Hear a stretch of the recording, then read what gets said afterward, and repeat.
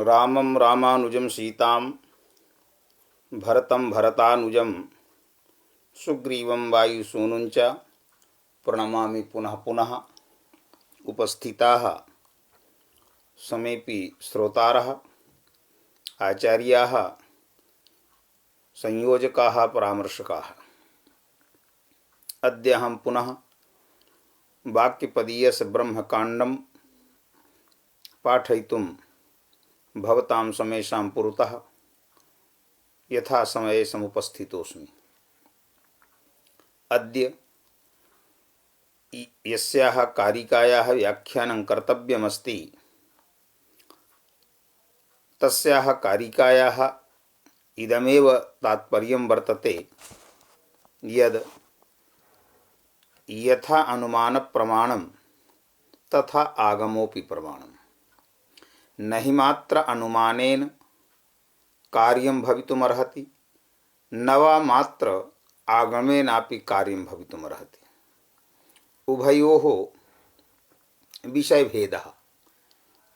कुत्र अनुमानेन कार्यस्य निर्वाहः कर्तव्यः, कुत्र च आगमेन कार्यस्य निर्वाहः कर्तव्यः। अयमेव विषयः दृष्टान्तदाष्ट्रान्तिकमाध्यमेन प्रतिपादयितुम् इच्छति आचार्यः। सा च कारिका वर्तते हस्तस्पर्शादिबाधेन विस्मेऽपि अभिधावता अनुमानप्रधानेन विनिपातो न दुर्लभः। अन्वयः इत्थमस्ति यस्य अनुमानप्रधानेन विस्मे अपि धावता हस्तस्पर्शादिबाधेन विनिपातः न दुर्लभः। अस्माभिः एका सूक्तिः श्रूयते, सर्वस्य लोचनं शास्त्रं यस्य नास्ति अंध एव सः।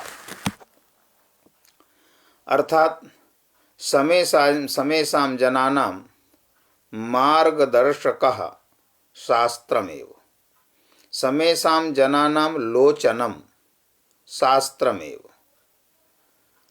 येषां पार्श्वे शास्त्ररूपं लोचनं नास्ति वस्तुतः सः एव अंधः। यतो हि शास्त्ररूपं लोचनं नास्ति येषां पार्श्वे, या यस्य जनस्य पार्श्वे नास्ति शास्त्ररूपं लोचनं, तस्य जनस्य इदं ज्ञानं न भवति यत् किं कर्तव्यमस्ति किं अकर्तव्यमस्ति। अर्थात कर्तव्ययोः कर्तव्यौ न पश्यति सः शास्त्ररूपं लोचनं येषां पार्श्वे नास्ति, सः कर्तव्यौ न पश्यति। अथ च शास्त्ररूपलोचनमन्तरेण केवल अनुमानेन वा धर्ममार्गस्य अधर्ममार्गस्य वा निर्णयः न कर्तव्यः। यदि केवलम् अनुमानेनैव धर्ममार्गस्य अधर्ममार्गस्य वा निर्णयं करोति चेत् सः जनः निश्चप्रचमेव नरकगामी भवतीति। अतः शास्त्रद्वारैव शास्त्रप्रामाण्येनैव धर्माधर्मयोः निर्णयः कर्तव्यः इति एतेषां तात्पर्यम्। तत्र कारिका यथा मया उक्ता यद् हस्तस्पर्शादिबाधेन अनुमानस्य खण्डनं वर्तते। अत्र अनुमानस्य खण्डनं किम्? अनुमानस्य खण्डनं नाम यद् धर्माधर्मयोः निर्णयः अनुमानेन न कर्तव्यः, किन्तु धर्माधर्मयोः निर्णयः आगम प्रमाणे नैव कर्तव्यः इति। तदेव कथयति अनुमान प्रधानेन, अर्थात अनुमान मात्र प्रमाणकेन यः जनः केवलम् अनुमानमेव प्रमाणं स्वीकरोति शब्द प्रमाणम आगम प्रमाणम वा न स्वीकरोति, अथवा यह जनः केवलम आगमः एव प्रमाणं स्वीकरोति अनुमान प्रमाणं वा न स्वीकरोति इति। उभयोः प्रमाणयोः स्वीकर्तव्यो भवतः, प्रमाणद्वयस्यापि स्वीकारः कर्तव्यः इति। तो अनुमान मात्र प्रमाणकेन अनुमान प्रधानेन अर्थात अनुमान मात्र प्रमाणकेन आगम चक्षुशून्येन वा, अनुमान मात्र प्रमाणकेन इत्यस्य इदं तात्पर्यम् आगम चक्षुशून्येन, अर्थात यस्य पार्श्वे आगम रूपात्मकम आगम रूपम चक्षुर्नास्ति, केवलम अनुमान रूपमेव चक्षुर्वर्तते, तस्य विस्मे अपि अभिधावता समस्थले इव उच्चावचे असमाने स्थलेपि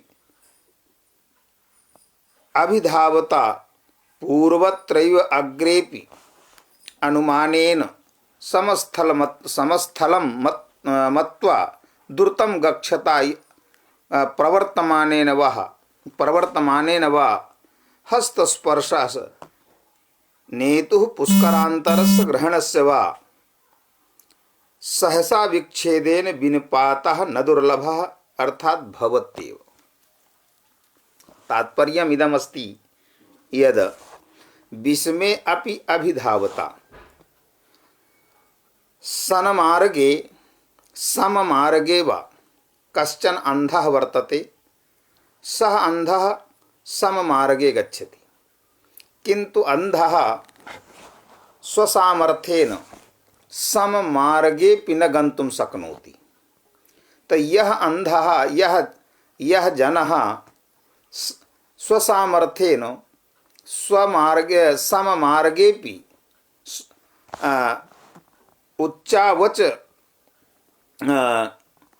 उच्चावचे मार्गेऽपि अथवा समतल मार्गेऽपि, यह अंधः समतल मार्गेऽपि स्वसामर्थ्येन गन्तुं न शक्नोति, सः अंधः यदि उच्चावचे असमाने स्थले यदि सः न गच्छति किंतु धावति, तदा चिन्तयन्तु तस्य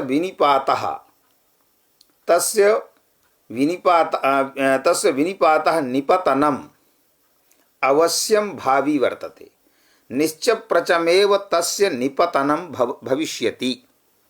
यतोहि यह जनः समतल प्रदेशे न गन्तुं शक्नोति स्वसामर्थ्येन, सः जनः यदि उच्चावचे असमाने प्रदेशे असमाने स्थले यदि धावनं करोति चेत निश्चप्रचमेव तस्य विनिपातः निपतनं भविष्यत्येव। अंधः गच्छति कथं, तो हस्तस्पर्शादिबाधेन इति, अर्थात अन्यः कश्चन जनः वर्तते, यस्य जनस्य हस्तं गृहीत्वा अंधः तस्य पृष्ठतः प्रचलति अंधः सः, किंतु यस्मिन् मार्गे करं गृहीत्वा सः अंधः गतवान्, तत्र गत्वा च अनुमानं करोति यद् पूर्वमार्गवत् समोऽपि मार्गः सर्वोऽपि मार्गः समतल प्रदेशात्मकः एव समतलम एव वर्तते। यदि एवं अनुमानं करोति तदा निश्चप्रचमेव तस्य विनिपातः निपतनं भविष्यत्येव इति कारिकायाम् आगतानि यानि पदानि सन्ति तेषां पदानाम् अर्थः विद्यते। इदानीं विमर्शं कथयामि, कारिकायाः तात्पर्यं कथयामि यद् कम भावम् उद्दिश्य, कम विचारम् उद्दिश्य, कम सिद्धान्तं बोधयितुम् इयं कारिका आचार्येण लिखिता। तत्र तात्पर्यमिदमस्ति यद् यथा हि अन्धः अस्ति नगरे समतलप्रदेशे वा करस्पर्शेन नेतुः पुरुषस्य वा करग्रहेण करं गृहीत्वा गच्छति, किन्तु समग्रोऽपि देशः अथवा यः देशः अवशिष्टः अस्ति गन्तव्यस्य कृते, सः सर्वोऽपि देशः समतलम् इति अनुमानं कृत्वा वनपर्वतादि प्रदेशे समविषम अज्ञापकं करस्पर्शादि लिंगं विहाय पूर्ववदेव यदि अग्रे समतलम् अभिसन्धाय समतलं मत्वा यदि सः धावति चेत् तर्हि तस्य अंधस्य स्खलनं, तस्य अंधस्य विनिपातः निपतनम् अवश्यमेव भवति, कश्चन तत्र संशयलेशः नास्ति। कारणं यः जनः परजनस्य करं गृहीत्वा समतल प्रदेशे गन्तुं शक्नोति, सः जनः यदि वनपर्वतादि विषम प्रदेशे विषमस्थले यदि धावनं करोति चेत् तदा निश्चप्रचमेव तस्य विनिपातः ध्रुवं विनिपातः अत्र कश्चनपि संशयः नास्ति। तद्वदेव तादृशमेव फलं द्विविधं भवति। एकं फलमस्ति दृष्टफलम्, अपरं फलमस्ति अदृष्टफलम्। दृष्टफल विषये अस्माभिर्चिन्त्यते यद् आयुर्वेदादि यत् शास्त्रं विद्यते तेषां शास्त्राणां दृष्टफलं वर्तते, यतोहि तस्य शरीर स्वास्थ्येन सह सम्बन्धः वर्तते। तत्र वाक्यमस्ति यद् अमुक औषधि सेवनेन अस्य रोगस्य निवृत्तिः इति। तस्य सिद्धान्तः वर्तते यद् इयम् औषधिः अस्य रोगस्य उपशमनाय सामर्थ्यभूता वर्तते। चिन्तयन्तु, तत्र यदि आगमस्य प्रामाण्यं न स्वीक्रियते, अनुमानस्यैव प्रामाण्यं स्वीक्रियते चेत् तदा किम्? अनुमानं कृत्वा औषधेः सेवनं कर्तुं वयं शक्नुमः, औषधीनां सेवनं वयं कर्तुं शक्नुमः।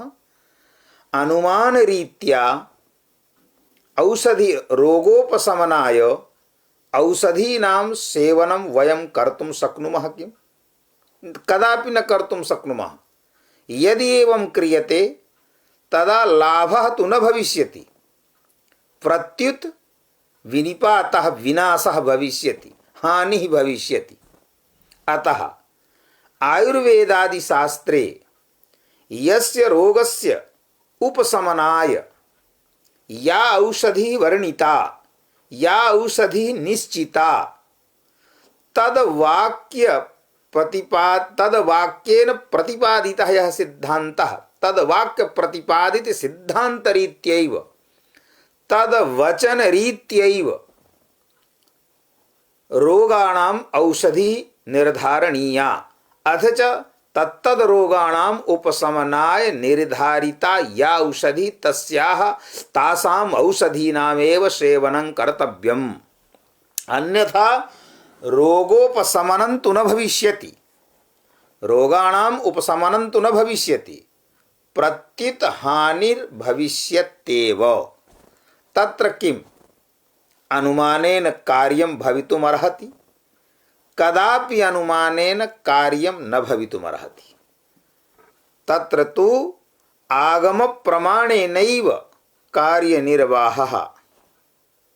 एवमेव अदृष्टं फलं विद्यते भक्ष्याभक्ष्यं, यथा भगवता भाष्यकारेण पस्पशाह्निके उक्तं पंच पंच नखा भक्ष्या अभक्ष्यः ग्राम कुक्कुटः इति। अर्थात भक्ष्याभक्ष्य नियमः किं भक्ष्यं किंच अभक्ष्यमिति। एवमेव तो किं कर्तव्यं किम अकर्तव्यमिति। तो किं भक्ष्यं किम अभक्ष्यमिति भक्ष्याभक्ष्ययोः प्रतिपादिकः या यः विधिः तदविधानेन तदविधिविधानेन अदृष्टमेव फलं, यतो हि क्षुत् निवृत्तिः यथा भक्ष्येण भवति तथा क्षुत् निवृत्तिः अभक्ष्येणापि भवति। क्षुत प्रतिहन्तुं सामर्थ्यम् उभयोः वर्तते, भक्ष्येपि अभक्ष्येपि। तत्र नियमः क्रियते, तत्र नियमः भवति यत् इदमेव भोक्तव्यम् इदं न भोक्तव्यम्। एवं विधिः एवं नियमः। एवं भूतस्य नियमस्य आगमोक्त नियमानां परिपालने किं भवति, अदृष्टफलस्य प्राप्तिर्भवति। तत् किम् अदृष्टफलस्य प्राप्तिः अदृष्टफलस्य अवाप्तिः अनुमानेन कदापि भवितुमर्हति, अनुमानेन कदापि न भवितुमर्हति। एवं रीत्या परंच लोके अनुमानस्यापि आवश्यकता भवति। दृष्टलिंगकेन धूमेन अदृष्टवह्नेः अनुमानं पर्वते भवति, अदृष्टवह्नेः ज्ञानं पर्वते भवति। अतः दृष्टलिंगकेन धूम हेतुना अदृष्टस्य वह्नेः साध्यस्य ज्ञानाय भवतु अनुमानस्य आवश्यकता। परंच दृष्ट विषयेपि अदृष्ट विषयेपि, यथा दृष्ट विषयम् अहम् उक्तवान् अस्मि यद् आयुर्वेदादि शास्त्रं, तत्र अनुमानेन कार्यं कदापि न भवितुमर्हति। एवमेव अथ च स्वजीवनेपि वयम् अनुभवामः यद् इयम् औषधिः एतस्य कृते लाभयुक्ता वर्तते। एतदौषधिसेवनेन अयं लाभः प्राप्तः। किं तदौषधिसेवनेन अस्माकं कृतेपि लाभः भविष्यति इति नावश्यकम्। तदौषधिसेवनेन सः लाभः प्राप्तः इति अनुमानं कृत्वा ताम् औषधिम् अहमपि सेवयिष्ये। यदि एवं उच्यते, एवं क्रियते चेत् लाभस्तु न भविष्यति, प्रत्युत हानिः निश्चप्रचमेव भविष्यति। अतः यथा औषधि सेवन विषये यथा विहितं यथा प्रतिपादितं वर्तते तथा विधाने एव हानिर्न भवति, लाभः भवति। तद्वदेव दृष्टादृष्ट विषयेपि कर्तव्य विषयेपि निर्णयः अनुमानेन न भवितव्य, अनुमानेन न कर्तव्यः, किंतु कर्तव्य विषयकः यः कर्तव्य विषये निर्णयः आगमे नैव कर्तव्यम्। एवं सति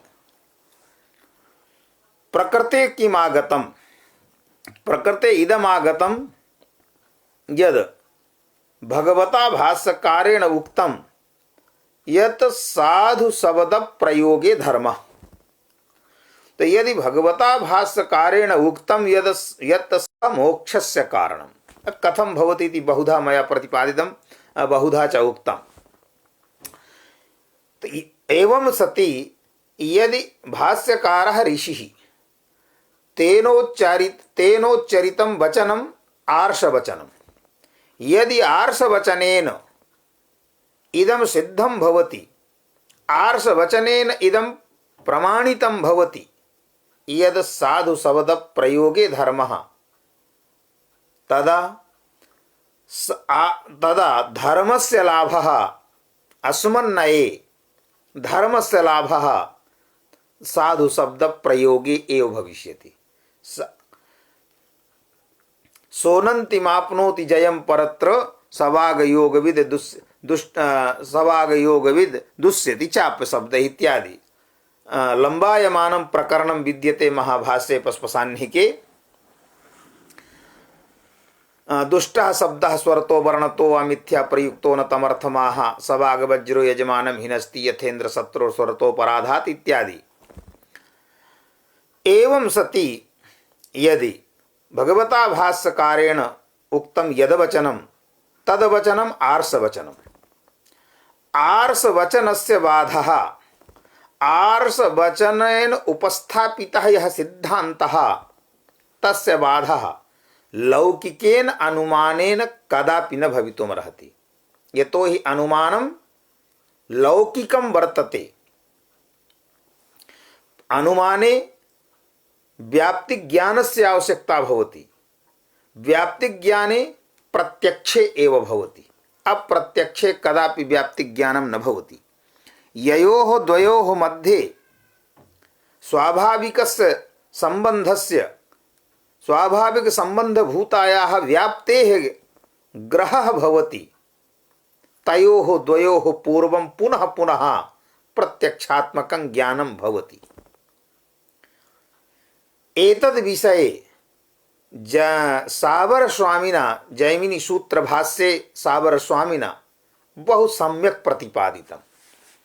तैः कथितं यद् प्रत्यक्षात्मकं ज्ञानम् अव्यभिचारी अपि भवति व्यभिचारी अपि भवति। प्रत्यक्षात्मकं ज्ञानम् अव्यभिचारी अपि भवति व्यभिचारी अपि भवति। यदा तत्र जलमस्ति इति मत्वा इति ज्ञात्वा वा जनानां प्रवृत्तिः सा च प्रवृत्ति यदि सफला जलस्य तत्र प्राप्तिः तदा तद् ज्ञानम् अव्यभिचारी तद् ज्ञानं न व्यभिचरितं, तद् ज्ञानं न व्यभिचरितं किन्तु अव्यभिचारी ज्ञानम् अव्यभिचरितं ज्ञानं तत्र वर्तते। किन्तु भ्रमस्थले प्रत्यक्षात्मकमपि ज्ञानं व्यभिचारी भवति। यतो हि भवन्तः सर्वे जानन्ति यद् रज्जौ या सर्पस्य प्रतीतिः सा प्रतीतिः भ्रमात्मिका वर्तते वस्तु, यतो हि सः सर्पः नास्ति, वस्तुतः सा रज्जुः वर्तते। तथापि सर्पत्वाभाववति रज्जौ यद सर्पत्व प्रकारिका प्रतीतिः या सर्पत्व प्रकारिका प्रतीतिः सा प्रतीतिः भ्रांतिरिति सर्वैः स्वीक्रियते। किम तद् ज्ञानम् अनुमानेन जातं, तस्य कारणं किमति प्रत्यक्षात्मकमेव। सर्पस्यापि ततः पूर्वं कदा कस्मिंश्चित् स्थले प्रत्यक्षात्मकं ज्ञानम् अथ च रज्जोः अपि प्रत्यक्षात्मकं ज्ञानम्, किन्तु भ्रमस्थले तत् प्रत्यक्षात्मकं ज्ञानं व्यभिचरितं जातम्। एवं सति यदि प्रत्यक्षात्मकं ज्ञानं व्यभिचरितं चेत् तद् प्रत्यक्षज्ञानमूलं यदनुमानं तदनुमानज्ञानमपि व्यभिचरितम्। यत् प्रत्यक्षात्मकज्ञानं व्यभिचारी न वर्तते तद प्रत्यक्ष ज्ञान मूलक यद अनुमान ज्ञानम अनुमानेन ज्ञानम वा तद ज्ञानमपि न व्यभिचारी परंच यच्च प्रत्यक्षात्मक ज्ञानम व्यभिचरितं वर्तते तद प्रत्यक्ष ज्ञान मूलकम यदनुमानम तदनुमानमपि व्यभिचरितं भवति।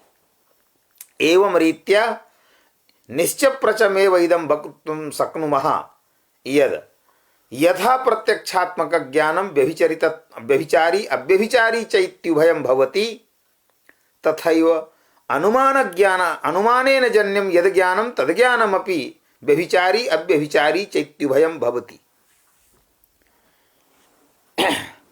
इति तैः प्रतिपादितं साबरभाष्ये इदं प्रकरणम् आगतम्। तत्र तात्पर्यं ममरीत्या वा इदमेव तात्पर्यं यद् अनुमानेन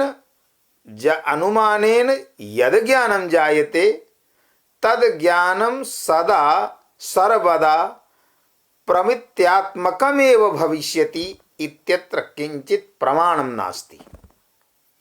यथा प्रत्यक्षेण जायमानं ज्ञानं सदा प्रमात्मकमेव भविष्यति इत्यत्र न किंचित् प्रमाणमस्ति। प्रत्युत अप्रमात्मकमपि ज्ञानम् अयथार्थमपि ज्ञानं भवति।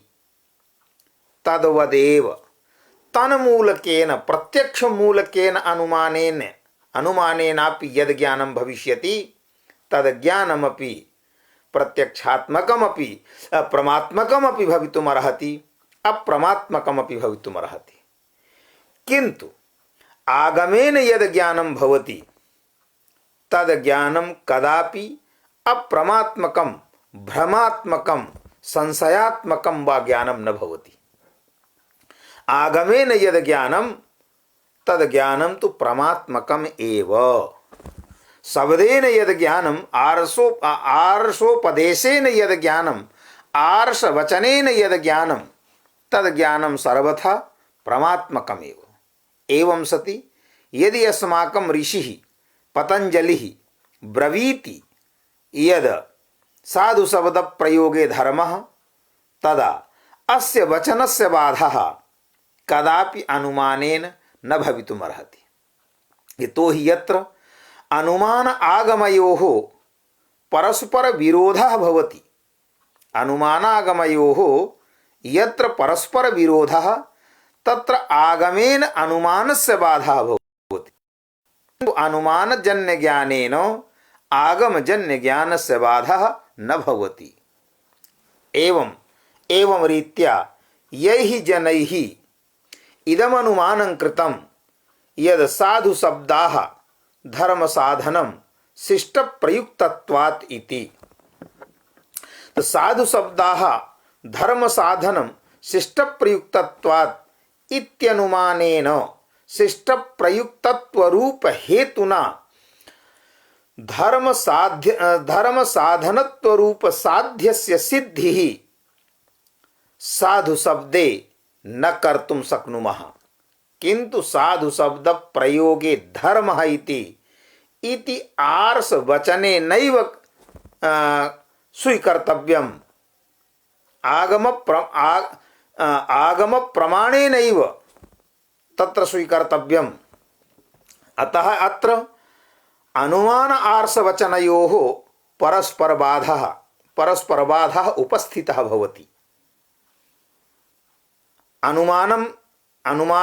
अनुमानेनापि यद्यपि तदेव ज्ञानं किंतु तद ज्ञान विषयकं तत्र आर्षवचनमपि।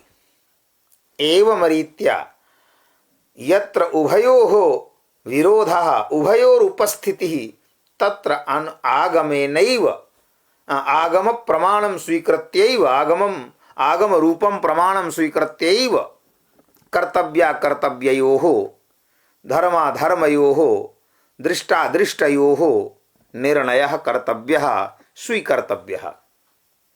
यतो हि यथा गतदिवसे अहम् उक्तवान् अस्मि किं कर्म किम् अकर्मेति कवयोप्यत्र मोहिताः। कर्म अकर्म इति कर्म कर्तव्यम् अकर्म अकर्तव्यम् तो कर्म अकर्मणोः कर्माकर्मणोः कर्तव्योः ज्ञानम् आगमे नैव भवितुं शक्नोति। तदेव प्रथमे मया कथितं सर्वस्य लोचनं शास्त्रं यस्य नास्ति सः अंधः एव सः। समेषां लोचनं शास्त्रमेव वर्तते।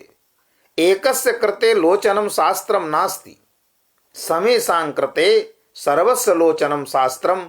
अतः शास्त्ररूपं यच्चक्षुः वर्तते तेन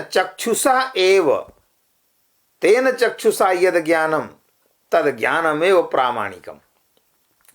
शास्त्ररूपं चक्षु विहाय यद् ज्ञानं क्रियते तस्य ज्ञानस्य कदाचित् बाधा भवितुं शक्नोति, किन्तु शास्त्ररूप चक्षुषा शास्त्ररूपं यच्चक्षु तेन चक्षुषा यद् ज्ञानं तद् ज्ञानं सिद्धान्तभूतः तद् ज्ञानं सिद्धान्तः तस्य कदापि बाधः न भवति।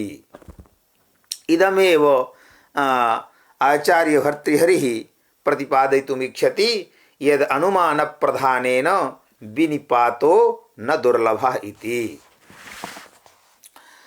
अग्रिमा कारिका विद्यते यद् तस्मात् इदानीं न च आगमात् ऋते धर्मः इत्यादितः आरभ्य यस्य विषयस्य उपस्थापनम् आचार्य भर्तृहरिः कृतवान् अस्ति तस्य विषयस्य इदानीम् सः विषयः तं विषयम् उपसंहरति, तस्य विषयस्य उपसंहारं करोति। तस्य विषयस्य कारणमासीत् शास्त्रेण धर्मनियमः। शास्त्रेण समानायाम अर्थावगतौ शब्दैश्च अपशब्दैश्च तत्र शास्त्रेण धर्मनियमः क्रियते इति भाष्य ग्रंथः एव उपजीव्यमासीत्। न च आगमात् ऋते इत्यतः आरभ्य इयं या कारिका वर्तते तस्मात् अकृतकं शास्त्रं स्मृतिञ्च सनिबन्धनाम् एतावत् पर्यन्तम् एतत् कारिका पर्यन्तम् यद् व्याख्यानं जातं तस्य व्याख्यानस्य मूलमस्ति भाष्य ग्रन्थस्य एका एव पंक्तिः। सा च पंक्तिः समानायामर्थावगतौ शब्दैश्च तत्र शास्त्रेण धर्म नियमः क्रियते। साधु शब्द प्रयोगे धर्म नियमः क्रियते। कः अस्ति नियमः? तो नियमः अस्ति साधु शब्द प्रयोगे एव धर्मः। एवकारेण नियमः एवं सति अर्थात न तो असाधु शब्द प्रयोगे धर्मः। अतएव अग्रे अपि उक्तं साधुभिर्भाषितव्यं नाप शब्दैर्वा नाप भाषित वै। एवं सति एतासां समासां कारिकाणाम् आधारमूलं समासां कारिकाणाम् आधारः अस्ति भाष्यग्रन्थः। तस्य भाष्यग्रन्थस्य व्याख्यानं कृत्वा इदानीं विषयम् उपसंहरति आचार्यः यत् तस्मात् अकृतकं शास्त्रं स्मृतिञ्च सनिबन्धनाम् आश्रित्य आरभ्यते शिष्टैः शब्दानाम् अनुशासनम्। भाष्यस्य प्रथमं वाक्यं वर्तते अथ शब्दानुशासनम्। तत्र इदानीं शब्दानाम् अनुशासनमिति समासः अपि अस्माभिः तादृशः एव क्रियते। शब्दानाम् अनुशासनं शब्दानुशासनं तत्र असमस्तं वाक्यं व्यस्तं वाक्यं ब्रवीति आचार्यः शब्दानाम् अनुशासनम्। कश्चन जनः अत्रापि वक्तुं शक्नोति यद् भाष्यवाक्यं तु वर्तते शब्दानुशासनं। शब्दानाम अनुशासनमिति लौकिक विग्रह परकम यद वाक्यम तस्य वाक्यस्य प्रयोगम कथम कृतवान् भर्तृहरिः। एतद् विषये प्रायः जनाः जानन्ति एव यद् विभाषायाः अधिकारः वर्तते। षष्ठी सूत्रे या समास विधायकेषु सूत्रेषु कानिचित् सूत्राणि विहाय समास विधायकेषु प्रायः सर्वेषु सूत्रेषु विभाषायाः अधिकारः। अतः तत्र तत्समानार्थकस्य वाक्यस्यापि प्रयोगः भवति। राजपुरुषः अपि भवति, राज्ञः पुरुषः अपि भवति। अतः भवतु शब्दानाम् अनुशासनं शब्दानुशासनं, तत्र समस्तं वाक्यं भगवता भाष्यकारेण उक्तम्। अत्र किन्तु असमस्तं वाक्यम् असाधुः नास्ति। असमस्तं वाक्यमपि तत् समानार्थकम् एव भवति विभाषाधिकारात्। यतोहि विभाषायाः कार्यं किं भवति? भावाभाव अन्यतर विधायकत्वमेव विभाषात्वम्। भाव समानाधिकरण अभावमुखेन, अभाव समानाधिकरण भावमुखेन च शास्त्राणां प्रवृत्तिः भवति। यत्र कुत्रापि विभाषा पदस्य अधिकारः विभाषा पदस्य वा उपस्थितिः। यतः षष्ठी इति समास विधायके सूत्रेपि विभाषा पदस्य अधिकारः वर्तते। अतः शब्दानुशासनम् एतद् वाक्य समानार्थकमेव वाक्यं विद्यते। शब्दानाम् अनुशासनम् असमस्तं वाक्यम् उक्तं शब्दानाम् अनुशासनम् इति। तो तस्मात् अकृतकं शास्त्रम्, तस्मात् अर्थात साधु असाधु शब्द प्रयोग विषयः धर्माधर्म नियमस्य व्याकरण शास्त्र मात्र साध्यत्वात्। कः शब्दः साधुः कश्च शब्दः असाधुः। साधु शब्द प्रयोगे धर्मः, असाधु शब्द प्रयोगे अधर्मः इत्यादि। अर्थात साधु असाधु शब्द प्रयोग विषयः, शब्द प्रयोग जन्य या शब्द प्रयोग जन्य धर्माधर्म विषयकः यः नियमः सः नियमः व्याकरण शास्त्र मात्र साध्यः वर्तते। तदेव कथयति तस्मात् अकृतकम्। अकृतकम् अर्थात न कृतकम् अकृतकम्। कदाचित् कस्मिंश्चित् काले वा प्रसंगः आगमिष्यति यदा तदा अहं कृतकत्वस्य अकृतकत्वस्य च तात्पर्यं किमस्ति, कृतकत्वेन अकृतकत्वेन च किं प्रतिपादयितुम् इच्छन्ति जनाः आचार्याः, एतद् विषये अहं व्याख्यानं करिष्यामि। तो अकृतकम् अर्थात न हि कश्चन आधुनिकः शरीरी कर्ता इति अकृतकं वर्तते। कश्चन आधुनिकः शरीरी कर्ता नास्ति। कश्चन आधुनिकः शरीरी कर्ता नास्ति तर्हि वेदस्य कश्चन आधुनिकः शरीरी कर्ता नास्ति। यतोहि स्मृतीनां तु आधुनिकः शरीरी कर्ता तु वर्तते एव। समासां स्मृतीनां या समेषु स्मृतिषु कर्तृत्वं विद्यते। काचिदपि स्मृतिः केनचित् आचार्येण कृता एव वर्तते। अतः स्मृतीनाम् आधुनिकः शरीरी कर्ता अस्ति। भवतु सः कर्ता शिष्टः, परन्तु कर्तृत्वं तत्र वर्तते। किन्तु वेदस्य कश्चन आधुनिकः शरीरी कर्ता नास्ति। अतः वेदशास्त्रम् अकृतकं वर्तते। अनादि यदि अकृतकम् अस्ति कुतः प्राप्यते? तो अविच्छिन्न परंपरातः संप्राप्तमस्ति नित्यम् अपौरुषेयं वेदशास्त्रम् अथ च पुरुषार्थ चतुष्टयोपदेश करणमस्ति। पुरुषार्थ चतुष्टयोपदेशमपि करोति वेद शास्त्रम एवं भूतम यद शास्त्रम तस्मात् अकृतिकम शास्त्रम स्मृतिंच सनिबंधनाम। सब अर्थात व्याख्यान रूपैः भासवृत्त्यादिभिः अंगैः उपांगैश्च निबंधनैः सहितां वेदमूलां स्मृतिंच सनिबंधनाम इति कारिकायाम आगतम पदम। तो सनिबंधनाम और स्मृतिंच इत्यस्य कृन् तात्पर्यम्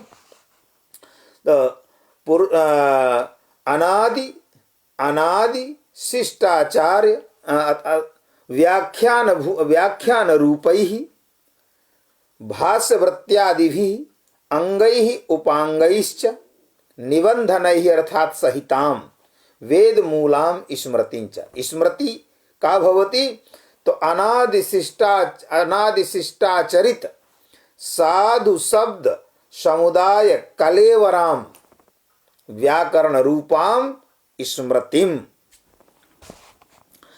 आश्रित्य शिष्टैः पाणिनि प्रभृतयः आचार्यैः आरभ्यते। वेदस्य प्रमाणं मत्वा अन्यासांच स्मृतीनां प्रमाणं मत्वा शिष्टैः पाणिन प्रभृतिभिः आचार्यैः अर्थभेदेन रूपभेदेन शब्द साधुत्वे प्रमाणतया पुरस्कृत्य। यतो हि कदाचित् अर्थभेदादपि शब्दः साधु असाधुर्वा भवति, रूपभेदात् आनुपूर्विभेदादपि शब्दः साधु असाधुर्भवति। आगच्छति अयं प्रसङ्गः अग्रे। यद् आणवयति इत्यस्य अर्थः भवति आज्ञापयति। तो आज्ञापयति इति साधु साधुरूपं क्रियायाः साधुरूपं वर्तते। तत्समानार्थकः एव असाधु शब्दः वर्तते आणवयति। उभयोः साधु असाध्योः यः साधु असाधुभ्यां शब्दाभ्याम् उपस्थापितः यः अर्थः जन्यः यः अर्थः तस्मिन् अर्थे न कश्चन भेदः, किन्तु स्वरूपकृतं असंस्कार्यत्वं वर्तते। आज्ञापयति इति साधु शब्दः, आणवयति इति तत्समानार्थकः आणवयति इति असाधु शब्दः। यतो हि असाधु शब्दस्य व्याकरणेन संस्कारः न जातः, आज्ञापयति इत्यस्य च व्याकरणेन संस्कारः जातः। अतः स्वरूपभेदेन संस्कारभेदेन अत्र एकस्य कृते साधुत्वम् अपरस्य च कृते असाधुत्वम्। एवमेव अर्थभेदादपि कदाचित् साधुत्वं भवति, कदाचित् च असाधुत्वं भवति। यथा गोणी शब्दः असाधुर्नास्ति। जानपद कुंड गोण इत्यस्मिन् इदं यत् सूत्रं वर्तते स्त्रीलिंग प्रकरणे वैयाकरण सिद्धांत कौमुद्यां, तत्र साक्षात् गोण शब्दः आगतः। जानपद कुंड गोण, तत्र गोण शब्दात् ङीप प्रत्ययः, ङीप प्रत्यये सति गोणी कृते सति गोणी शब्दः भवति। गोता शब्दः तस्य भावस्तुतलौ इत्यस्मिन् सूत्रे यस्य सूत्रस्य यदा व्याख्यानं भगवता भाष्यकारेण कृतं, काशिकाकारेण कृतं, सिद्धान्तकौमुदीकारेण वा कृतं, तत्र गोता इति साक्षात् उदाहरणं दत्तम्। अतः गोणी शब्दः साधु शब्दः व्याकरणेन संस्कारितः वर्तते, व्याकरणेन तस्य संस्कारः जातः। गोता शब्दस्यापि व्याकरणेन संस्कारः जातः, असाधुता नास्ति। तथापि भगवता भाष्यकारेण गौ शब्दस्य के असाधवः तेषु परिगणनं कृतम्। अनयोः शब्दयोः एकस्य हि शब्दस्य बहवः अपशब्दाः, यथा गावी गोणी गोता गोपतलिका इति। गो शब्दस्य अपशब्द रूपेण गो शब्दस्य अपशब्देन परिगणिताः ये शब्दाः तेषु एकः अपि शब्दः असाधुर्नास्ति। समेषां शब्दानां व्याकरणेन संस्कारः भवति, तथापि असाधुत्वेन परिगणितं। तत्र असाधुत्वेन परिगणनस्य इदमेव तात्पर्यं यद् शासनादिमान पिंडे रूपे अर्थे एतेषां शब्दानाम् असाधुत्वम्, अन्यस्मिन् अर्थे तु साधुत्वं भवत्येव। अवमत्र इत्यत्र अवमत्र इति शब्दः आगतः जानपद कुंड गोण इत्यस्मिन् सूत्रे, तदर्थे ङीप् प्रत्ययः भवति, तत्र तु साधुता भवति। एवमेव समेषां शब्दानां साधुत्वं भिन्ने अर्थे, किन्तु शासनादिमान पिंडे रूपे अर्थे एतेषां शब्दानां तु असाधुत्वम् एव। अतः अत्र हि अर्थभेद कृतः असाधुत्वं वर्तते। कथनस्य इदमेव तात्पर्यं, यद् असाधुत्वम् अत्र अस्ति अर्थभेद कृतः असाधुत्वं। तदेव कथयति यद् स्फोटायन साकल्यादि पूर्व ऋषीणां व्याकरण स्मृतिञ्च आश्रित्य अर्थभेदेन आश्रित्यर्थात् अर्थभेदेन रूपभेदेन कदाचित् शब्दस्य साधुत्वं कदाचित् शब्दस्य असाधुत्वम् इति पुरस्कृत्य इति स्वीकृत्य पाणिन्यादि मुनिभिः पाणिनि प्रभृतिभिः आचार्यैः शब्दानां वैदिकानां लौकिकानां, यतो हि स्वयमेव भगवता भाष्यकारेण पृष्टं केषाम् अनुशासनं तत् स्वयमेव उक्तं लौकिकानां वैदिकानाम्। अतः शब्दानाम् इति शब्दपदेन लौकिकानां वैदिकानाम् अनुशासनम् अर्थात् साधुत्व अन्वाख्यानम्। साधुत्व अन्वाख्यानाय आरभ्यते इयं स्मृतिः, आरभ्यते प्रक्रियते। यतो हि यदेकं प्रक्रिया भेदं बहुधा प्रविभज्यते इति प्रक्रिया शब्दस्य व्याख्यानं तत् कारिका व्याख्यान प्रसंगे मया कृतं। यद् प्रक्रिया शब्द साधुत्व प्रणाली, प्रक्रिया शब्द साधुत्व सरणिः, यया सरण्या यया प्रणाल्या शब्दस्य साधुत्वं ज्ञायते, सा प्रणाली एव सः विधिरेव सा सरणी एव प्रक्रियापदवाच्या भवति। आरभ्यते प्रक्रियते शिष्टैः पाणिन्यादि प्रभृतिभिः इति अस्यां कारिकायाम् आगताः ये शब्दाः तेषां शब्दानाम् अर्थः। इदानीं यदि निष्कर्षेण वक्तुं शक्नुमः तदा मम मनसि एकमेव सूत्रम् इदानीम् आगच्छति, प्रसोदरादीनि यथोपदिष्टम्। चिन्तयन्तु, प्रसोदरादीनि यथोपदिष्टम् इत्यनेन सूत्रेण एषां शब्दानां साधुत्वं यया रीत्या कृतम्, एकमपि सूत्रं पाणिनीय व्याकरणे नास्ति, येन सूत्रेण वर्ण विपर्ययः भवति। हिस् हिंसायाम् इत्यस्मात् धातोः सिंहः इति रूपस्य सिंहः इति साधु शब्दस्य निष्पत्तिर्भवति। किन्तु हिसि इत्यत्र वर्ण विपर्ययः स्यात्, विशेष विशेषण भावयोः तु व्यत्यासः भवति, विशेष विशेषण भावयोः विपर्ययः व्यत्यासः भवति इत्यत्र न कश्चन संशयः। परञ्च वर्णयोः विपर्ययः केन सूत्रेण भवति? एकमपि सूत्रं पाणिनीय व्याकरणे तथा विधं सूत्रं नास्ति येन सूत्रेण वर्णयोः विपर्ययः स्यात्। एवमेव तस्मिन् सूत्रे ये शब्दाः आगताः येषां शब्दानां साधुत्वं भवति, तेन सूत्रेण तस्मिन् सूत्रे बहूनि वार्तिकवचनानि अपि सन्ति। यैः वार्तिकवचनैः तत्तत् शब्दानां साधुत्वं भवति। तत्र भवद्भिः सिंहशब्दस्य साधुत्वं मन्यते। कारणं किमस्ति? कारणम् इदमेव यद् शिष्टैः बोधितं, शिष्टैः आचार्यैः पाणिनिभिः बोधितं वर्तते। यद्यपि सूत्रम नास्ति, नहि तादृशं सूत्रम येन सूत्रेण वर्णयोः विपर्ययः स्यात्, तथापि अस्माभिः सिंह शब्दस्य साधुत्वं स्वीक्रियते। सिंह शब्दस्य साधुत्वम् वयं स्वीकुर्मः। कारणं शिष्टप्रयुक्तत्वात्।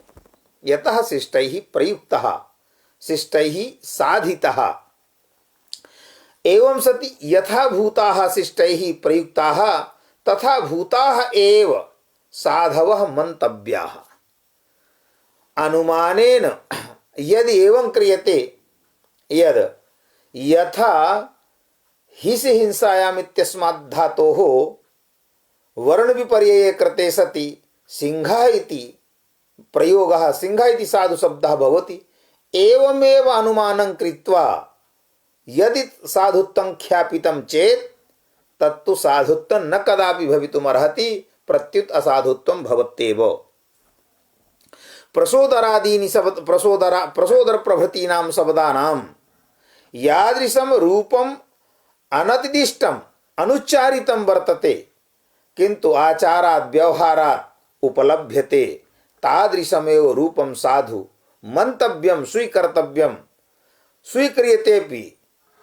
तथा भूतमेव रूपं तथा भूतं रूपं विनैव लक्षणं। यथा अहम् उक्तवान् अस्मि, यदि एकमपि सूत्रं नास्ति, लक्षणं नास्ति, येन लक्षणेन येन सूत्रेण वर्णागम वर्णविकार वर्णलोपादि प्रक्रियायाः साधकः स्यात्, तथापि तादृश प्रक्रिया कल्पनया साधनीया भवति। अनेन किम बोधितं भवति?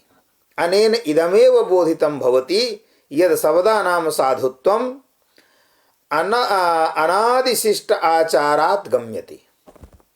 अनादिशिष्ट आचारात् गम्यते शब्दानां साधुत्वम् इति इदमेव बोधितं भवति। यतोहि पाणिनि पूर्वं ये वैयाकरणाः आसन्, तैः वैयाकरणैः अपि सिंह शब्दस्य साधुत्वं ख्यापितम्। अतः प्रत्युत इदं वक्तव्यं यद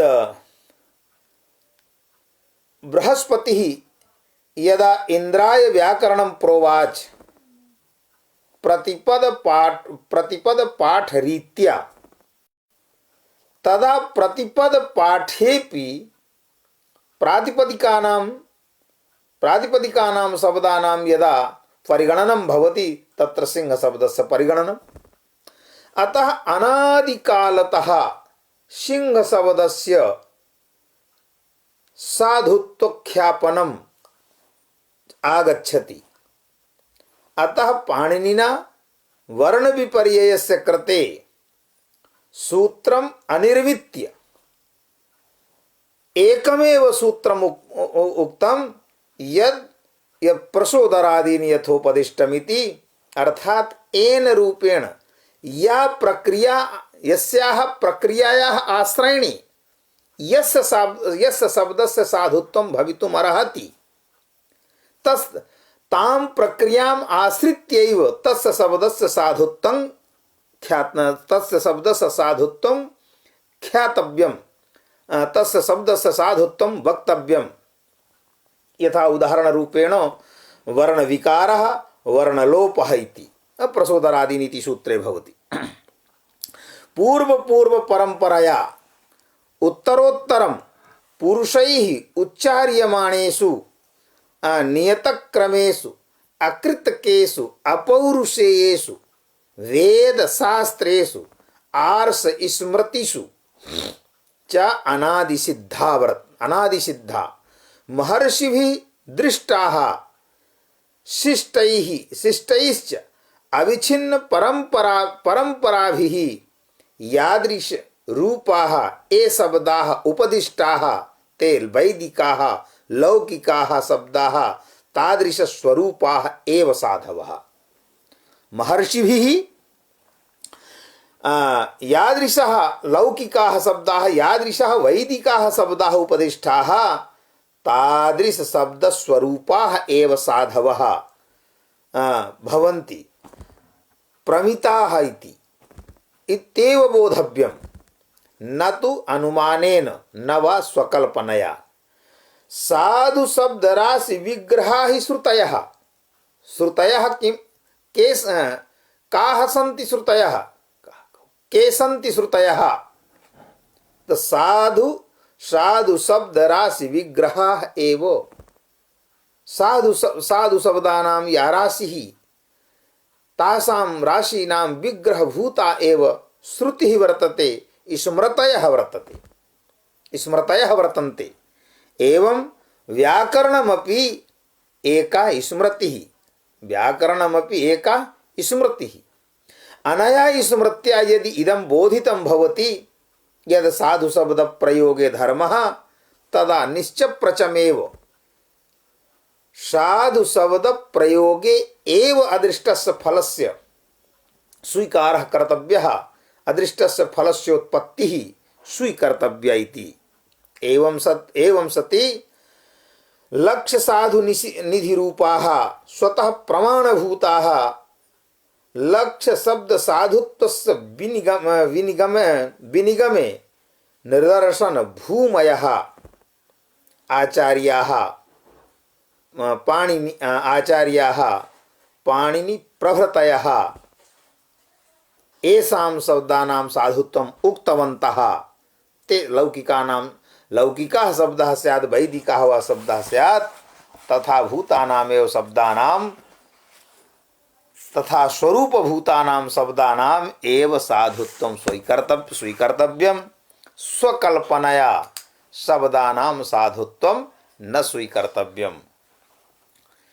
इदमेव तात्पर्यं तस्माद् अकृतकं शास्त्रं स्मृतिं च सन्निबन्धनाम् आश्रित्यारभ्यते शिष्टैः शब्दानाम् अनुशासनम् इति कारिकायाः।